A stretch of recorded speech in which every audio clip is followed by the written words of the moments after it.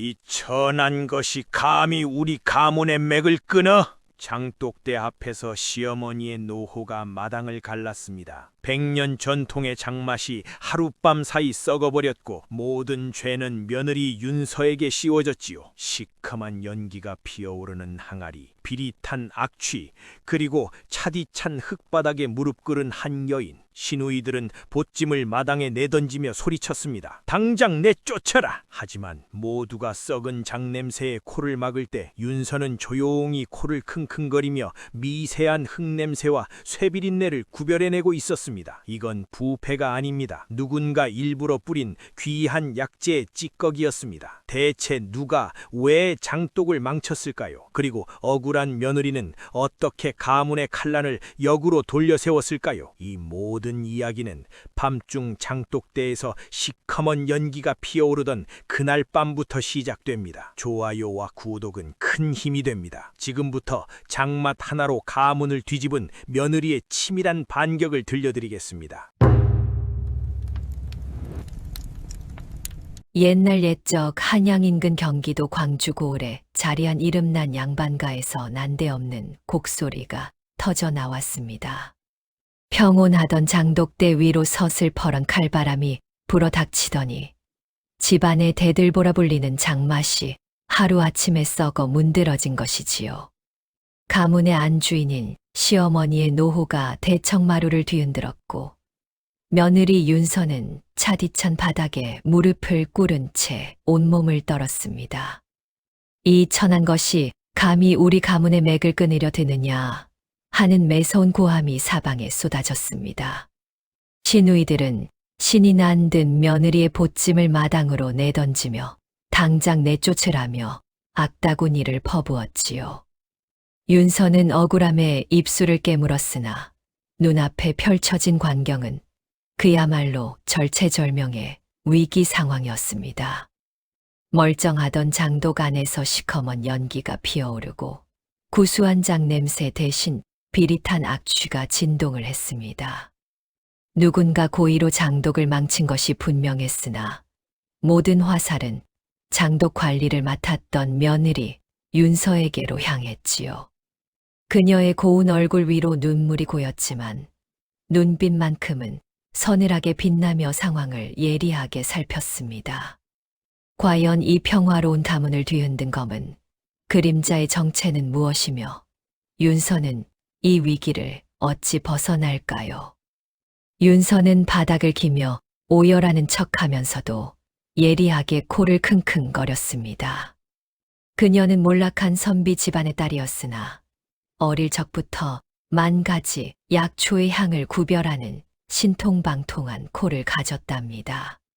진동하는 악취 속에서 미세하게 섞인 텁텁한 흙냄새와 비릿한 쇠냄새를 정확히 잡아낸 것이지요. 이것은 단순한 부패가 아니라 누군가 일부러 넣은 이물질의 흔적임이 분명했습니다. 윤서의 가느다란 손가락이 슬쩍 장독 밑바닥에 축축한 흙을 훑었습니다. 손끝에 묻어나는 미세한 잿빛 가루는 보통의 소금이나 콩과는 확연히 다른 질감이었답니다. 억울한 누명의 숨이 막힐 지경이었으나 윤서의 머릿속은 차갑고도 빠르게 회전하기 시작했습니다. 자신을 가문에서 몰아내려는 누군가의 치졸한 수작임을 단번에 간파했지요.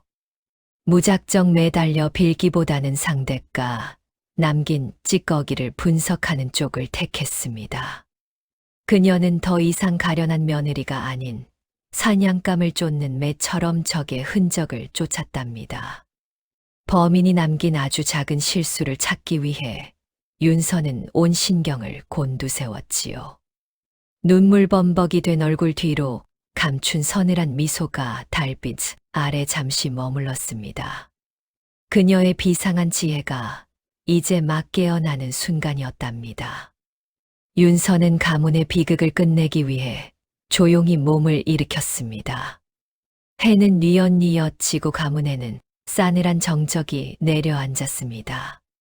첫째 시누이는 무릎을 꿇고 있던 윤서에게 다가와 가증스러운 미소를 지었지요. 어린 사람이 고생이 많으니 자신의 방으로 와서 따뜻한 차나 한 잔 들라며 친절을 가장했습니다. 윤서는 그것이 자신을 구석으로 몰아넣고 잘못을 자백받으려는 덫임을 직감했답니다. 하지만 피하기보다는 정면으로 맞서기 위해 신우이의 뒤를 조용히 따랐습니다. 방 안에는 매캐한 향연기가 자욱하여 숨을 쉴 때마다 가슴이 답답했지요. 마치 거미줄 속으로 걸어 들어가는 나비처럼 긴장감이 팽팽하게 감돌았습니다. 신우이는 찻잔을 매만지며 윤서의 눈치를 살피더니 은밀한 제안을 건넸답니다. 윤서는 신우이의 방을 나와 어둠이 짙게 깔린 뒷마당, 장독대로 조심스럽게 향했습니다. 그곳에는 뜻밖에도 낯선 사내가 허리를 숙인 채 장독의 냄새를 유심히 맡고 있었지요. 사내는 집안의 귀객으로 머물던 의원 출신의 선비로 사람들은 백도령이라 불렀습니다. 백도령은 윤서가 손에 쥐고 있던 잿빛 가루를 보자마자 눈을 날카롭게 뜨며 다가왔답니다. 윤서는 고개를 숙여 예를 표하면서도 사내의 눈 속에 서린 정직한 기운을 단번에 읽어내었습니다. 백도령은 가루를 살짝 찍어 맛을 보더니 이것이 귀한 약재인 용뇌의 찌꺼기임을 단번에 알아챘지요. 용뇌는 향이 강하고 약성이 뛰어나 조정의 고관대작들이나 큰 상단에서나 겨우 쓰던 물건이었습니다. 백도령은 윤서의 총기 어린 눈망울을 가만히 응시하며 이름 모를 묘한 동질감을 느꼈답니다. 사내는 이 귀한 것을 장독에 뿌린 자가 분명 가문의 재산을 탐내는 이의 것이라며 나직하게 읊조렸습니다. 윤서는 백도령의 박학다식함에 놀라면서도 자신을 믿어주는 첫 번째 아군을 만났음에 가슴이 뛰었지요. 두 사람은 달빛 아래서 짧은 대화를 나누며 서로의 비상한 재능을 하나하나 조용히 확인했습니다. 백도령은 윤서에게 앞으로 필요한 증거를 찾는데 큰 힘을 보태겠노라 굳게 약속했답니다. 윤서의 심장 소리가 적막한 밤 공기를 타고 백도령에게 고스란히 전달되는 듯 했습니다. 위태로운 처지의 며느리와 비밀을 간직한 선비 사이에는 야릇하고도 성적인 긴장감이 피어올랐지요. 서로를 향한 은밀한 탐색은 어두운 밤을 밝히는 유일하고도 뜨거운 불꽃이었습니다. 두 사람은 어둠 속에서 서로의 눈을 마주하며 끝까지 진실을 밝힐 것을 맹세했답니다. 정월 대보름이 지나고 해가 높이 뜨자 첫째 신우이는 기어이 장독대로 가문의 어른들을 불러 모았지요. 그녀는 윤서가 친정에서 배운 잡스러운 기술로 100년 전통의 장맛을 망쳤다며 사납게 비아냥거렸습니다. 신우이의 서슬퍼런 기세에 마당을 지키던 하인들도 숨죽인 채 며느리의 처분만을 기다렸답니다. 하지만 윤서는 당황하는 기색 하나 없이 조용히 다가가 틀어진 항아리의 봉인을 손가락으로 가리켰습니다. 지프로 꼬아 만든 새끼줄 매듭이 가문의 방식과는 전혀 다르게 묶여 있음을 조목조목 지적했지요. 대대로 이 집안의 장독 매듭은 애군을 막기 위해 왼쪽으로 꼬는 것이 철칙이자 엄한 법도였습니다. 그러나 누군가 몰래 열어본 흔적인지 현재의 매듭은 서툴고 조잡하게 오른쪽으로 꼬여 있었답니다. 윤서의 비상한 관찰력과 기억력 앞에 신우이의 기세등등하던 안색은 순식간에 흙빛으로 변했습니다. 첫 번째 수싸움에서 가볍게 승기를 잡은 며느리의 눈빛은 서늘한 달빛처럼 예리하게 빛났지요. 이 모든 광경을 뒤에서 지켜보던 시어머니의 입가에는 묘한 긴장감과 의문이 서리고 있었습니다. 깊은 밤 달빛조차 들지 않는 후원의 그늘진 곳으로 윤서가 소리 없이 발걸음을 옮겼습니다. 그곳에는 신우이와 남몰래 내통하던 상단에 하인 하나가 초조한 빛으로 서 있었지요. 윤서는 품 안에서 은밀하게 챙겨온 비단 주머니를 꺼내 사내의 코앞에 살짝 내밀었습니다. 주머니 속에는 신우이가 빼돌리려던 곡전의 장부가 들어있어 사내의 눈동자가 크게 흔들렸답니다. 정보를 얻기 위해 윤서는 위험한 도박을 던지기로 결심하고 사내에게 한 걸음 가까이 다가갔습니다. 두 사람 사이의 거리가 좁혀지자 사내의 거친 숨결이 윤서의 고운 목덜미에 닿아 소름이 돋았지요. 사내는 윤서의 담대함에 혀를 내두르며 신우이가 상단에 넘긴 물건의 정체를 술술 불기 시작했답니다. 그것은 고관대작들의 사치품인 용례였으며 장독에 뿌려진 것은 그 찌꺼기임이 확실해졌습니다. 윤서는 사내의 말을 하나하나 머릿속에 새기며 차가운 미소를 입가에 머금었지요. 배신과 욕심이 뒤섞인 이 거래는 어두운 밤 공기를 타고 더욱 은밀하고도 뜨겁게 달아올랐답니다. 사내의 음흉한 시선이 윤서의 어깨선을 훑었으나 그녀는 흔들림 없는 눈빛으로 상대를 압도했습니다. 팽팽하게 당겨진 활시 같은 긴장감이 두 사람의 옷자락 사이에서 아슬아슬하게 맴돌았지요. 사내는 윤서의 손가락에 닿은 서늘한 감촉을 잊지 못한 채 멍하니 그녀를 바라만 보았답니다. 비밀스러운 미래는 짧았으나 그 파장은 가문 전체를 뒤흔들 만큼 강렬하고도 묵직했습니다. 윤서는 필요한 정보를 손에 넣자마자 뒤도 돌아보지 않고 어둠 속으로 몸을 감추었지요. 가문의 비밀을 파헤치기 위한 첫 번째 관문을 넘어서는 그녀의 발걸음은 더없이 단호했답니다. 적의 치부를 움켜쥔 며느리의 그림자가 긴 복도를 따라 길게 늘어지며 비장함을 더했습니다. 신우이는 윤서의 기세에 눌리는 척하며 오히려 낮은 자세로 고개를 숙였답니다. 그녀는 화해의 뜻이라며 향기로운 차와 달콤한 다식을 쟁반 가득 담아 윤서의 처소로 보냈습니다. 방 안에는 은은한 매화 향기가 퍼졌고 다식의 고운 색감은 보는 이의 마음을 녹이기에 충분했지요. 하지만 윤서의 예민한 코는 달콤한 조청 냄새 뒤에 숨은 서늘한 비소의 기운을 포착했습니다.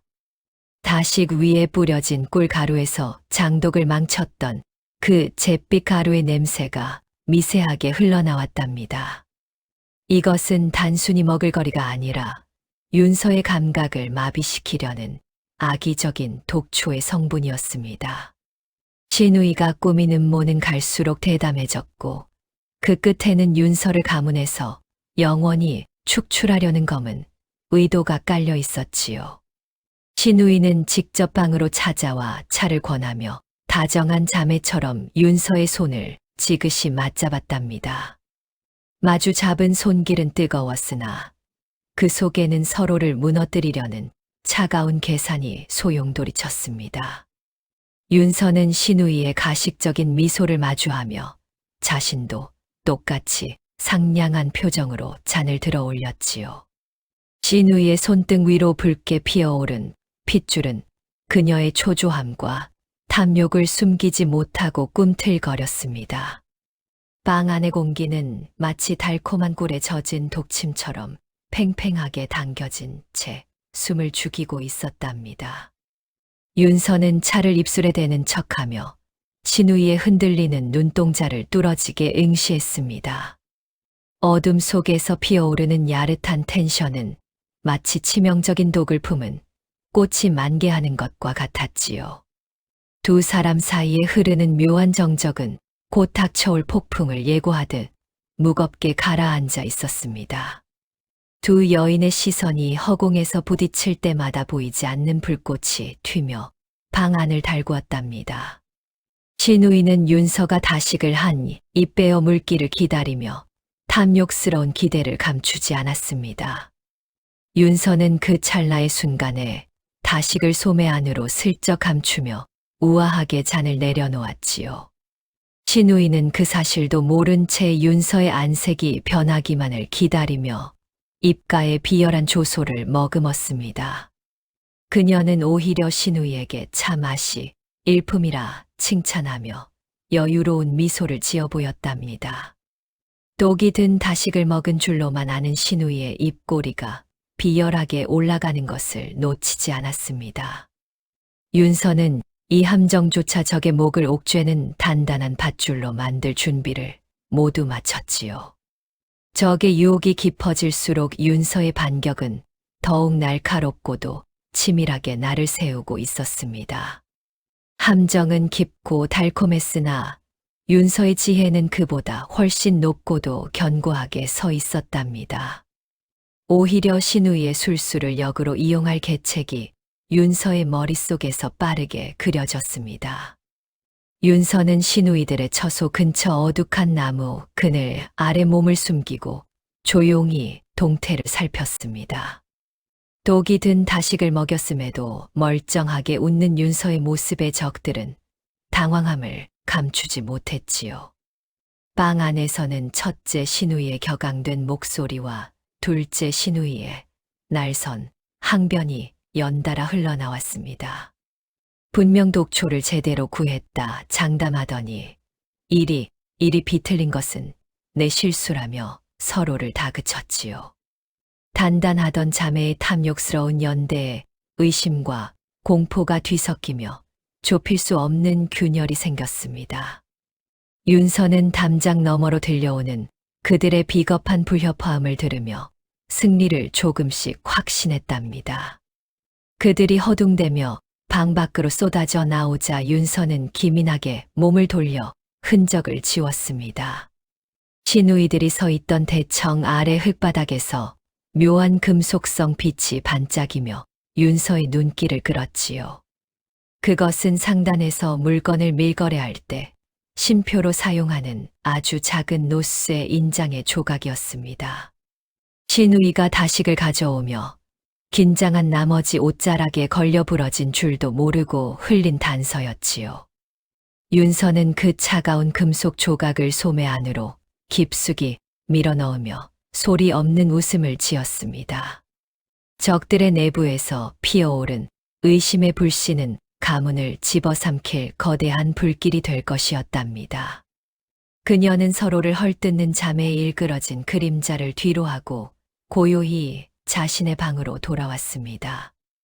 이제 곧 무너져 내릴 그들의 거짓된 성벽을 지켜보는 윤서의 눈은 어느 때보다 예리했지요. 작은 틈이 거대한 둑을 무너뜨리듯 가문의 질서를 해친 자들의 파멸이 비로소 시작되었습니다. 윤서는 어둠 속에서도 한치의 흔들림 없이 적들의 목을 옥죄일 다음 수를 치밀하게 그렸답니다. 윤서는 비바람이 몰아치는 칠흑 같은 밤을 틈타 신우이의 처소 근처에 있는 작은 별채로 발걸음을 옮겼습니다. 그곳은 평소 신우이가 개인적인 물품을 보관한다며 하인들의 출입조차 엄히 금하던 은밀한 장소였지요. 그녀는 등불의 심지를 바짝 줄인 채 벽면을 타고 흐르는 미세한 한기를 손끝으로 조심스레 더듬어 나갔습니다. 낮에 보았던 노스의 인장에 부러진 단면이 이곳의 무언가와 일치할 것이라는 확신이 들었답니다. 갑자기 코끝을 찌르는 진한 용녀의 향기가 바닥 틈새에서 배어 나와 윤서의 정신을 바짝 차리게 했습니다. 윤서는 주저없이 바닥에 헐거운 널빤지 하나를 들어 올리고 그 아래 깊숙이 손을 집어넣었지요. 손에 잡힌 것은 낡은 비단에 쌓인 두툼한 장부와 붉은 인장이 찍힌 은밀한 서신 뭉치였습니다. 서신에는 신우이가 상단 행수와 결탁하여 가문의 보물인 약재를 빼돌린 기록이 낱낱이 적혀 있었답니다. 장부의 첫 장부터 마지막 장까지 가문의 재산을 갉아먹은 추악한 범죄의 흔적이 빼곡하게 박혀 있었습니다. 특히 장독을 망가뜨려 사고로 위장한 뒤 부족한 물량을 메우려 했던 사악한 계획이 붉은 먹으로 그려져 있었지요. 윤서는 떨리는 손으로 장부를 가슴에 품으며 이것이야말로 적의 숨통을 끊을 날카로운 칼날임을 직감했습니다. 이제 더 이상 심증만으로 가슴을 졸일 필요가 없는 완벽한 물증을 확보한 셈이었답니다. 그녀는 증거가 사라질세라 서둘러 품속에 갈무리하고는 어둠을 뚫고 자신의 방으로 돌아왔습니다. 등잔불 아래서 다시 확인한 장부에는 신우의 서명과 상단에 직인이 선명하게 찍혀 있었지요. 종이 뭉치가 바스락거릴 때마다 윤서의 심장은 가문의 명예를 되찾겠다는 결연한 의지로 고동쳤습니다. 적들이 승리에 취해 방심하는 사이 윤서는 진실을 밝힐 가장 강력한 무기를 손에 쥐었답니다. 가문의 마당에는 모처럼 따스한 봄볕이 내리쬐며 평화로운 기운이 감돌았습니다. 장독을 망쳤다는 오명을 쓴 윤서는 아무런 항변도 하지 않은 채 묵묵히 마당을 쓸고 닦았지요. 시누이들은 며느리가 드디어 기가 꺾였다며 저희들끼리 모여 앉아 시시덕거리며 비단옷을 고르기에 여념이 없었답니다. 겉으로는 더할 나위 없이 평온한 양반가의 일상이었으나 그 수면 아래에서는 거대한 소용돌이가 휘몰아칠 준비를 모두 마쳤습니다. 윤서는 매일 새벽 장독 때 주변의 흙을 정돈하며 적들의 동태를 살피는 일을 단 한순간도 게을리하지 않았습니다. 그녀는 조력자인 백도령을 통해 상단과 시누이 사이의 은밀한 돈거래 정황을 다시금 세밀하게 확인했지요. 두 사람은 인적 드문 별채 뒤편에서 짧은 눈빛을 교환하며 다가올 결전의 날을 치밀하게 준비했답니다. 백도령의 듬직한 그림자가 윤서의 곁을 지킬 때마다 그녀의 마음속에는 승리를 향한 확신이 더욱 단단하게 뿌리 내렸습니다. 시어머니는 대청마루에 길게 앉아 찻잔을 기울이며 집안의 풍경을 무심한 듯 지켜보았습니다. 그러나 그녀의 매서운 눈동자는 윤서의 일거수일투족을 하나도 놓치지 않고 예리하게 쫓고 있었지요.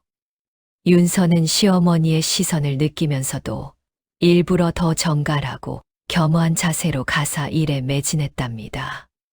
마치 폭풍이 몰아치기 전의 바다처럼 집안의 공기는 팽팽하게 당겨진 활시위처럼 무겁게 가라앉아 있었습니다. 시누이들은 자신들이 완벽하게 승기를 잡았다고 확신하며 곧 다가올 문중 제사 때 며느리를 완전히 몰아낼 궁리에 빠졌습니다. 그들은 자신들이 스스로 파놓은 함정이 얼마나 깊은지도 모른 채 오만방자하게 행동했지요. 윤서는 그들의 비웃음을 묵묵히 받아내며 품속에 숨긴 장부의 서늘한 감촉을 매 순간 되새겼답니다. 진실이 밝혀지는 순간 그들의 오만이 비참한 절규로 바뀔 것임을 누구보다 잘 알고 있었지요. 백도령은 윤서에게 필요한 마지막 증인을 확보했다는 전가를 은밀한 신호를 통해 보내왔습니다. 이제 모든 무대 장치는 완벽하게 갖추어졌으며 남은 것은 적들을 단두대 위로 끌어올리는 일뿐이었지요. 윤서는 깊은 밤 홀로 등불을 켜고 가문의 족보와 장부를 대조하며 마지막 점검을 차분하게 마쳤답니다. 고요함 속에 울려 퍼지는 심장 박동 소리는 곧 시작될 반격의 서곡과도 같았습니다. 내일이면 가문의 명예를 더럽힌 자들의 추악한 가면이 만천하에 낱낱이 드러날 것이 분명했습니다. 윤서는 창밖에 짙은 어둠을 응시하며 조용히 내일의 뜨거운 태양을 기다렸지요. 가문 전체를 송두리째 뒤흔들 거대한 폭풍이 이제 막 첫 발을 떼기 시작했답니다. 윤서는 어두운 방 안에서 홀로 촛불을 켜고 앉아 거울 속에 자신을 응시했습니다. 이제까지는 몰려오는 파도를 막아내기에 급급했으나 이제는 그 파도를 타고 적의 심장을 찌를 때가 되었지요. 그녀는 품속에 숨겨두었던 비단 장부를 꺼내어 다시금 내용을 확인하며 입술을 굳게 다물었답니다. 억울함에 눈물 짓던 연약한 며느리는 온데간데 엎고 가문을 수호하려는 강인한 투사의 기운이 온몸에 서렸습니다. 그날 밤 백도령이 윤서의 처소 뒤편 매화나무 아래로 소리 없이 찾아왔습니다. 달빛은 부끄러운 듯 구름 뒤로 숨어버렸고 오직 두 사람의 뜨거운 숨결만이 고요한 밤 공기를 갈랐지요. 백도령은 윤서의 가녀린 어깨를 감싸주며 결연한 눈빛으로 그녀의 모든 것을 받아들일 준비를 마쳤답니다. 두 사람의 시선이 허공에서 얽히는 순간 마치 팽팽하게 당겨진 검은고 줄이 튕기듯 묘한 전율이 흘렀습니다. 그녀의 고운 손을 맞잡은 사내의 손길은 불덩이처럼 뜨거웠고 윤서의 가슴은 터질 듯이 요동쳤지요. 굳게 닫혔던 마음의 문이 열리듯 두 사람의 영혼은 하나로 합쳐져 깊은 연정의 소용돌이 속으로 빠져들었답니다. 마치 가뭄든 대지에 단비가 내리듯 서로의 온기는 식어있던 가슴을 뜨겁게 달구어 나갔습니다. 한 쌍의 나비가 꽃망울을 탐하듯 은밀하고도 깊은 몸짓이 어둠 속에서 아름다운 무늬를 그리며 피어났지요. 밤이 깊어갈수록 방 안의 촛불은 타올라 녹아내렸고 두 사람의 그림자는 벽면을 타고 하나로 겹쳐졌답니다. 거친 파도가 지나간 뒤에 바다처럼 고요하면서도 벅찬 감동이 윤서의 온몸을 구석구석 감싸 안았지요. 서로의 박동을 느끼며 윤서는 자신이 더 이상 혼자가 아님을 뼈저리게 실감했답니다. 새벽녘이 되자 윤서는 거울 앞에 앉아 흩어진 머리카락을 정갈하게 빗어 넘겼습니다. 이제 적들이 쳐놓은 그물을 찢고 나가 그들의 목을 올가맬 준비가 완벽하게 끝났지요. 그녀는 시누이들이 가장 아끼는 장독마다 자신만의 은밀한 표식을 새겨 넣으며 승리를 다짐했답니다. 이는 곧 닥칠 심판의 날을 알리는 전초전이자 적들을 파멸로 이끌 달콤한 미끼였지요. 윤서의 눈빛은 새벽의 서리처럼 차갑게 식어 적들을 향한 복수의 칼날을 더욱 날카롭게 갈았습니다. 이제 가문을 더럽힌 자들은 자신들이 저지른 죄악의 무게만큼 처참하게 무너져 내릴 것입니다. 그녀는 방을 나서며 대청마루 너머로 밝아오는 여명을 조용히 응시했답니다. 가문의 새로운 역사가 시작될 진정한 전환점이 이제 막 그녀의 발끝에서 시작되었습니다. 윤서는 깊은 밤의 정적을 깨우며 장독대 사이를 유령처럼 유연하게 가로질렀지요. 그녀의 발걸음은 조심스러웠으나 목적지는 단 한 곳을 향해 단호하게 뻗어 있었습니다. 보따리를 고쳐맨 그녀의 어깨가 가늘게 떨리는 것을 보며 숨어서 지켜보던 시누이들은 쾌재를 불렀지요. 드디어 꼬리가 밟혔다며 서로의 손을 맞잡고는 음흉한 눈빛을 주고받으며 조소했습니다. 시누이들은 며느리가 가장 깊숙한 곳에 숨겨둔 비밀 장독을 여는 순간만을 기다렸지요. 윤서가 항아리 속으로 손을 집어넣어 무언가를 확인하는 찰나 횃불의 시뻘건 불길이 마당을 덮쳤습니다. 시어머니의 차가운 음성이 고요한 밤 공기를 가르며 장독대 전체를 서늘하게 얼어붙게 만들었지요. 윤서는 들고 있던 보따리를 바닥에 떨어뜨리며 겁에 질린 사슴처럼 몸을 움츠였습니다. 첫째 시누이는 기세등등하게 다가와 며느리의 멱살을 잡을 듯이 거칠게 몰아붙였지요.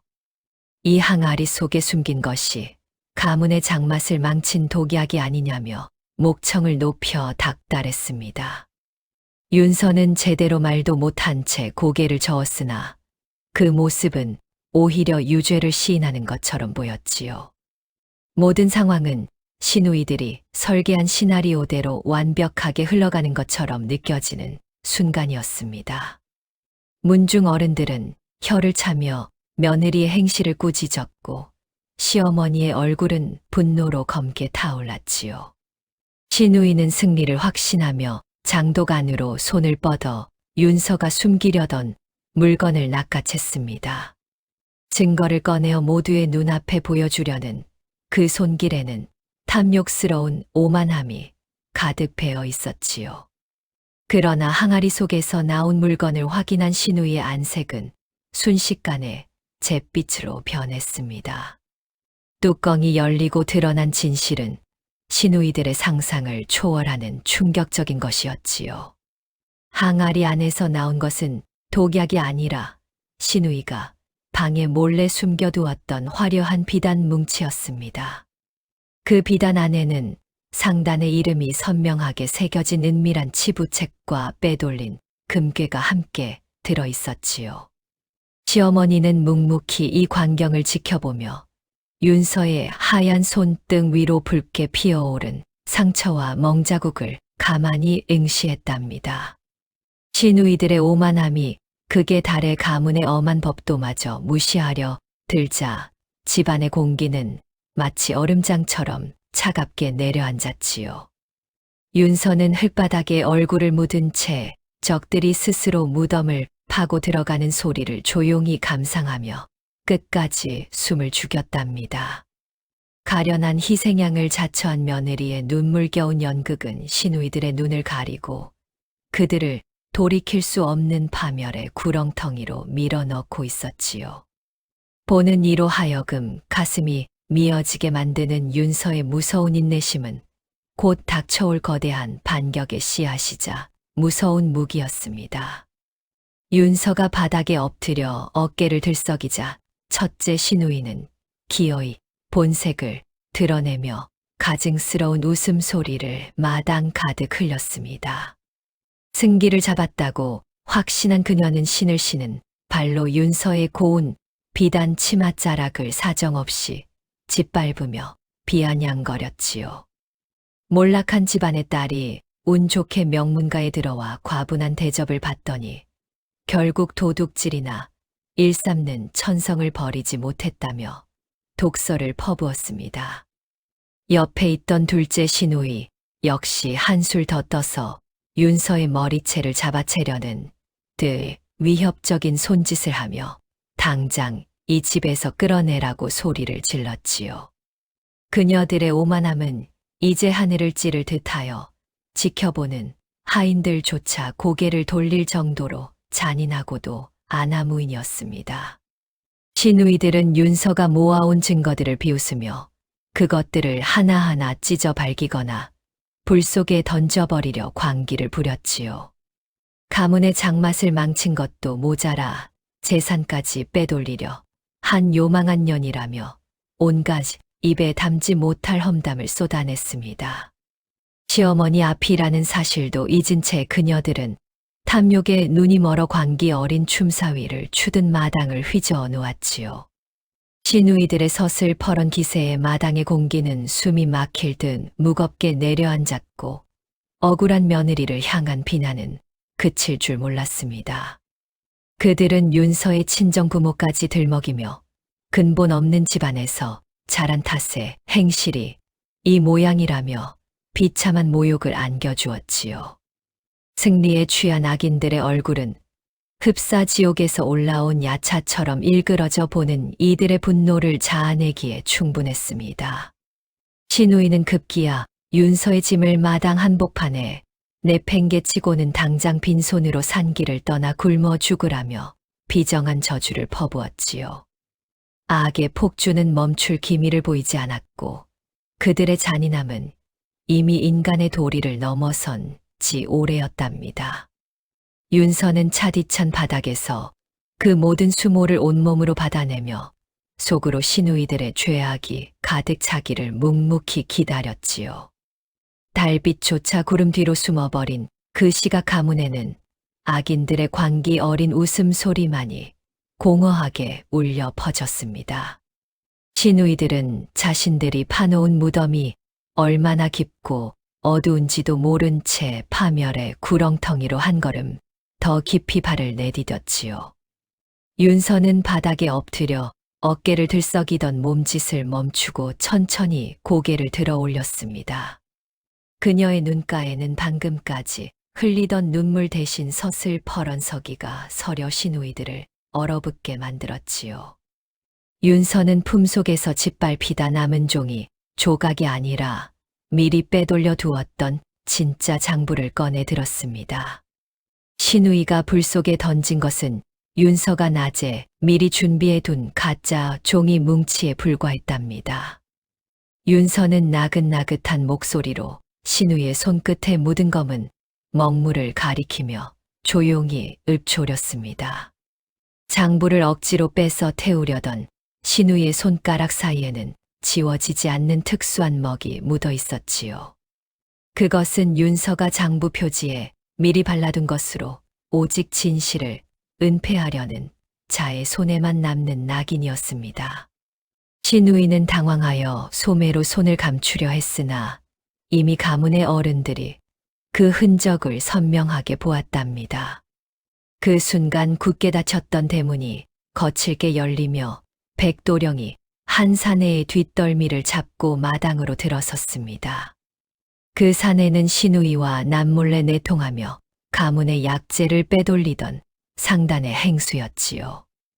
행수는 백도령의 서늘한 칼날 앞에 무릎을 꿇고는 모든 것이 신우이의 사주였다며 울부짖었습니다. 신우이들이 장독에 용내 찌꺼기를 뿌려 장맛을 망친 뒤 항아리를 교체하는 척하며 약재를 실어 나르려 했음을 폭로했답니다. 윤서는 장독대 구석에 놓인 커다란 항아리 하나를 가리키며 하인들에게 그것을 깨뜨리라 명했습니다. 시어머니의 허락이 떨어지자 둔탁한 소리와 함께 항아리가 박살나며 그 속에서 은밀한 것들이 쏟아졌지요. 썩은 장맛 아래 숨겨져 있던 것은 다름 아닌 가문의 보물인 최고급 산삼과 진귀한 약재 뭉치였습니다. 신우이들이 도둑질을 완벽하게 숨기기 위해 장독을 쓰레기통처럼 이용했던 추악한 진실이 드러났답니다. 마당에는 경악 섞인 탄식이 터져 나왔고 신우이들의 얼굴은 순식간에 핏기가 가셔 백지장처럼 변했습니다. 윤서는 신우이들이 자신의 짐을 내던졌던 그 자리에 오히려 그들이 빼돌린 장부와 약재를 정갈하게 쌓아 올렸지요. 치밀하게 준비한 윤서의 덫이 하나씩 작동할 때마다 적들의 오만함은 처참한 공포로 바뀌어 갔습니다. 도망칠 구멍을 완벽하게 차단한 채 적의 목을 죄어가는 며느리의 반격은 이제 막 사이다 같은 청량함을 내뿜기 시작했답니다. 신우이는 자신의 발등을 찍은 도끼날의 비명을 지르며 시어머니의 발치에 엎드려 살려달라 빌었지요. 그러나 이미 엎질러진 물이었으며 윤서가 심어둔 진실의 씨앗들이 거대한 숲을 이루어 그들을 덮쳤습니다. 윤서는 승리의 미소를 짓는 대신 더욱 엄숙한 표정으로 가문의 법도를 바로 세울 준비를 마쳤지요. 이제껏 당해온 수모를 수만 대로 돌려줄 연쇄적인 반격의 불길이 가문을 뜨겁게 달구고 있었답니다. 담장 너머로 구경하던 마을 사람들과 문중 친척들은 저마다 경악을 금치 못하며 웅성거리기 시작했지요. 방금 전까지 며느리 윤서를 향해 손가락질하던 비난의 화살들이 순식간에 방향을 틀어 신우이들에게 꽂혔습니다. 가문의 재산을 빼돌리기 위해 장독을 더럽힌 신우이들의 추악한 민낯에 모두가 침을 뱉으며 경멸했답니다. 마당을 지키던 하인들도 이제야 장독대의 악취가 장맛이 변해서가 아니라 사람의 욕심 때문이었음을 깨달았습니다. 신우이들은 필사적으로 변명하며 발악했으나 그들의 목소리는 이미 누구의 귀에도 닿지 않는 공허한 외침이었지요. 문중의 큰어른은 지팡이를 마당 바닥에 거칠게 내리치며 집안의 수치를 꾸짖어 장례를 단숨에 제압했습니다. 억울한 누명을 묵묵히 견뎌온 윤서를 향한 시선은 어느새 깊은 미안함과 존경이 담긴 눈빛으로 변해갔답니다. 마을 사람들 사이에서는 며느리의 비상한 기지가 몰락해 가던 가문을 위기에서 구했다는 소문이 삽시간에 퍼졌지요. 모든 사실이 드러나자 신우이들은 더 이상 발붙일 곳이 없음을 깨닫고 사시나무 떨듯 몸을 떨었습니다. 가문을 지키려던 며느리의 인내와 지혜가 얼마나 숭고한 것이었는지 집안 식구 모두가 가슴 깊이 새겼답니다. 이제 여론의 물길은 윤서를 향해 거세게 흐르며 가문의 새로운 질서를 예고하고 있었지요. 진실의 빛이 어둠을 걷어내자 위태롭던 윤서의 자리는 그 누구도 흔들 수 없을 만큼 단단하게 굳어졌습니다. 궁지에 몰린 쥐가 고양이를 문다는 말처럼 첫째 신우이의 눈광기에는 살벌한 도끼가 서렸습니다. 그녀는 품속에서 날카로운 은장도를 꺼내 들어 윤서의 목덜미를 겨누며 비명을 질렀지요. 가문의 모든 것을 망쳐서라도 혼자 죽지는 않겠다며 미친 듯이 발악을 하며 횃불을 휘둘렀습니다. 윤서는 서슬퍼런 칼날이 목 끝에 닿았음에도 눈 하나 깜짝하지 않고 상대를 응시했습니다. 오히려 한 걸음 더 다가가며 진정으로 가문을 위한다면 칼을 내려놓으라 조용히 타일렀지요. 진우의 손끝은 공포와 분노가 뒤섞여 떨렸고 마당의 하인들은 숨조차 크게 쉬지 못했습니다.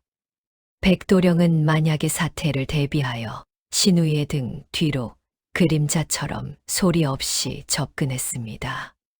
공기는 팽팽하게 당겨진 활시위처럼 언제 터질지 모르는 일촉즉발의 위기 상황이었지요. 윤서는 죽음을 두려워하지 않는 담대함으로 적의 마지막 남은 자존심마저 처참히 무너뜨렸습니다. 신우이는 결국 윤서의 서늘한 기세에 눌려 칼을 떨어뜨리고 바닥에 주저앉아 울부짖었답니다. 그러나 이것은 단순한 싸움의 끝이 아니라 가문의 법도를 세우기 위한 진정한 시작이었지요. 사또와 문중 어른들이 한자리에 모여 이 추악한 진실을 낱낱이 밝힐 무대가 마련되었습니다. 칠흑 같은 밤하늘 아래 수십 개의 횃불이 마당을 대낮처럼 붉고 환하게 밝히기 시작했습니다. 윤서는 흐트러진 온매무새를 가다듬으며 최후의 승부를 위해 대청마루로 천천히 향했지요. 두 여인의 목숨을 건 치열한 대치는 가문의 운명을 결정지을 만큼 거대한 긴장감을 자아냈습니다. 신우이의 입술은 파르르 떨렸고 그녀의 머릿속은 어떻게든 빠져나갈 궁리로 분주했지요. 윤서는 이미 적의 모든 수를 읽어낸 듯 평온하면서도 위험 있는 표정을 잃지 않았습니다. 사또의 엄한 목소리가 마당 끝까지 울려 퍼지자 가문에는 다시 한번 싸늘한 정적이 내려앉았지요. 모두가 숨을 죽인 가운데 이제 진실과 거짓이 판가름 날 마지막 순간이 성큼 다가왔습니다. 윤서의 심장은 가문을 지키겠다는 일념 하나로 그 어느 때보다 강인하게 고동치고 있었지요. 절체절명의 위기 끝에 마련된 이 자리는 악인들에게는 지옥의 입구와도 같았답니다. 사방에서 몰아치는 칼바람도 그녀의 굳건한 의지를 꺾지는 못할 만큼 기계가 대단했습니다. 적들의 비겁한 계략에 맞서 스스로 증거를 찾고 기회를 만든 며느리의 위엄이 빛났지요. 이제 곧 시작될 판결은 가문의 묵은 때를 씻어내고 새로운 광명을 불러올 신호탄이었습니다. 신우이는 마지막까지 자신의 죄를 덮으려 혀를 깨물며 독한 마음을 먹고 있었답니다. 윤서는 그 비열한 눈동자를 정면으로 마주하며 진실의 무게가 얼마나 무거운지 일깨워 주었지요. 모든 준비는 끝났으며 이제는 악의 뿌리를 통째로 뽑아낼 일만 남았을 뿐이었습니다. 마당 한복판에는 고을 사또가 위엄 있게 자리를 잡았고 문중 어른들이 병풍처럼 둘러섰습니다. 신우이는 여전히 억울하다며 며느리가 자신을 모함하려 조작한 것이라 목청을 높여 소리를 질렀지요. 그녀의 표정은 표독스러웠으나 눈동자는 이미 갈 곳을 잃고 사방으로 불안하게 흔들리고 있었습니다. 윤서는 차분하게 사또 앞에 나아가 품에서 붉은 종이 한 장을 꺼내어 모두가 보게끔 높이 들었지요. 그것은 상단 행수가 신우이와 몰래 주고받은 은밀한 물량 약조서이자 범행의 설계도였습니다. 약조서 구석에는 신우이가 평소 사용하는 독특한 압인과 서명이 선명하게 찍혀 있었답니다. 신우이는 그것이 가짜라며 발악했으나 윤서는 장독대 밑 흙속에서 찾아낸 부러진 옥비녀를 내놓았습니다. 그 비녀는 신우이가 장독을 뒤틀다 흘린 것으로 이 집안에 오직 하나뿐인 진귀한 보물이었지요. 사또는 비녀와 약조서를 번갈아 보더니 서슬퍼런 호통으로 장내를 단숨에 제압했습니다. 윤서는 여기서 멈추지 않고 상단 행수를 불러 신우이와 나눈 대화를 증언하게 했지요. 행수는 형틀 앞에 서작업에 질려 신우이가 시키는 대로 용내 찌꺼기를 뿌렸노라 자백했답니다. 가문의 장맛을 망치고 재산을 가로채려 한 악행이 만천하에 낱낱이 공개되는 순간이었지요. 구경하던 마을 사람들은 악독한 신우이를 향해 야유를 보내며 가차 없는 비난을 쏟았습니다. 신우이는 더 이상 변명할 여지가 없음을 깨닫고 바닥에 주저앉아 목 놓아 울기 시작했지요. 윤서는 흔들림 없는 눈빛으로 적의 비루한 논리를 박살내며 가문의 법도를 바로 세웠습니다. 그녀의 명쾌한 추리와 단호한 증거 제시는 보는 이들의 감탄을 자아내기에 충분했답니다. 사또는 며느리의 영민함을 크게 칭송하며 가문을 더럽힌 죄인들에게 엄중한 심판을 내렸지요. 그야말로 가슴이 뻥 뚫리는 통쾌한 사이다. 전개가 마당 가득 시원하게 휘몰아쳤습니다. 윤서는 억울한 누명을 벗고 비로소 가문의 진정한 안주인으로서의 위엄을 갖추게 되었답니다. 사방에서 터져나오는 환호성은 그동안 그녀가 견뎌온 고통을 씻어주는 축복과도 같았지요. 악은 반드시 파멸하고 진실은 결코 변하지 않는다는 것을 보여준 역전의 법정이었습니다. 사또의 지엄한 호령이 떨어지자마자 관아의 포졸들이 달려들어 신우이들의 팔을 거칠게 꺾어 눌렀습니다.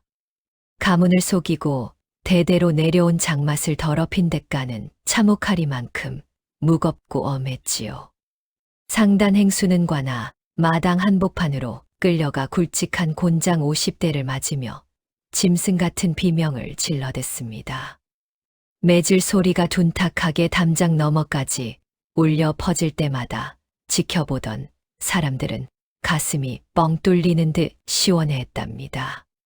그가 부정하게 모은 100냥 이상의 금괴와 수백 필의 비단은 모두 국고로 환수되어 가난한 백성들을 위해 쓰이게 되었습니다.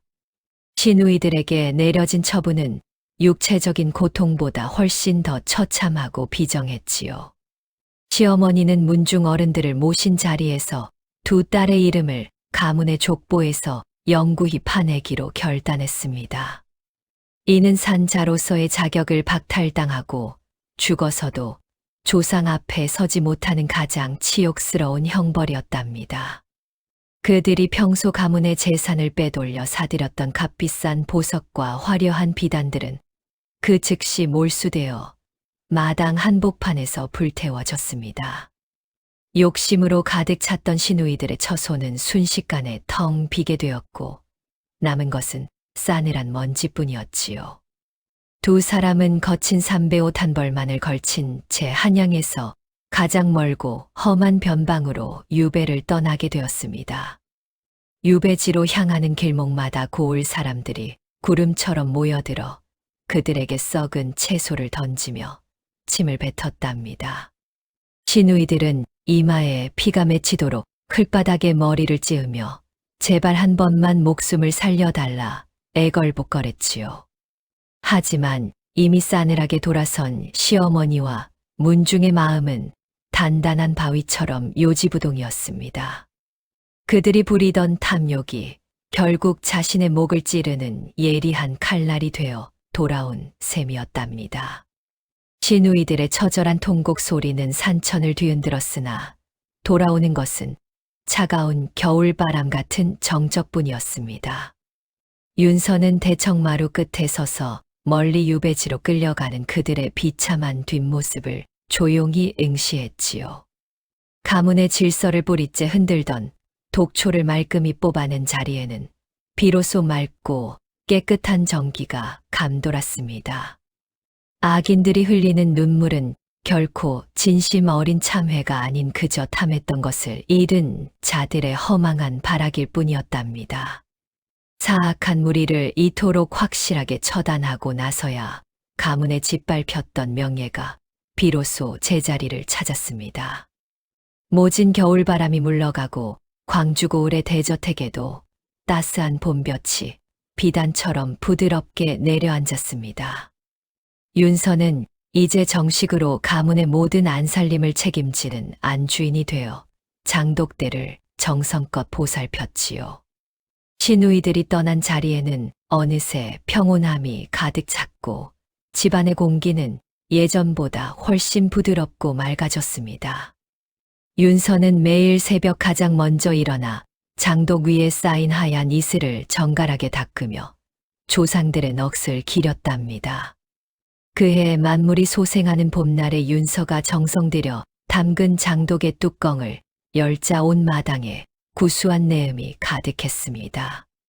시커멓게 변했던 단장은 어느덧 거울처럼 투명하고 깊은 보석 같은 검은 빛깔을 띠었지요.